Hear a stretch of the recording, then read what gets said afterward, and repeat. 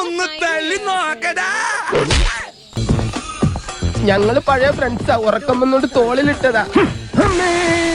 Hello, ഞാനിപ്പോൾ ഉള്ളത് കേരളത്തിൽ തന്നെ ഫസ്റ്റ് എക്സോട്ടിക് ബേർഡ് പാർക്കായ PQ എക്സോട്ടിക് ബേർഡ് പാർക്കിലാണ്.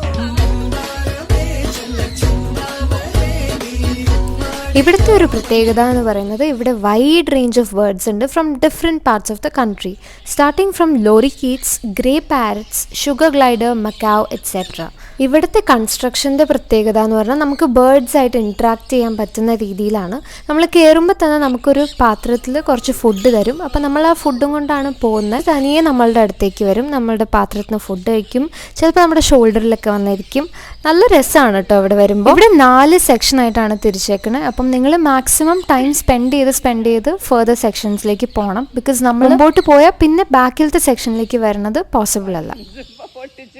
യെസ്, വീഡിയോയിൽ കാണുന്ന പോലെ തന്നെ മക്കാവിന് ബട്ടൺസ് വിട്ടൊരു കളിയില്ല. അതുകൊണ്ട് ബട്ടണും ചെയിനൊക്കെ നിങ്ങൾ തന്നെ സൂക്ഷിക്കണം. ഇവിടുത്തെ ഒരു മക്കാവ് ഭയങ്കര ഫ്രണ്ട്ലി ആയിരുന്നു, എല്ലാവരുടെ അടുത്തും വന്നു. പക്ഷെ ബാക്കി 2 പേര് ഭയങ്കര ചാടിയായിരുന്നു, അവർ വന്നേയില്ല. ബേർഡ് പാർക്ക് എന്ന് പറയുമ്പോൾ നമ്മൾ വിചാരിക്കും ബേർഡ്സ് മാത്രമേ ഉള്ളൂ. പക്ഷേ ഇവിടെ 2 എക്സ്ട്രാ ആൾക്കാരുണ്ട്, ഒരു ഇഗ്വാന ആൻഡ് 2 സ്നേക്സ്.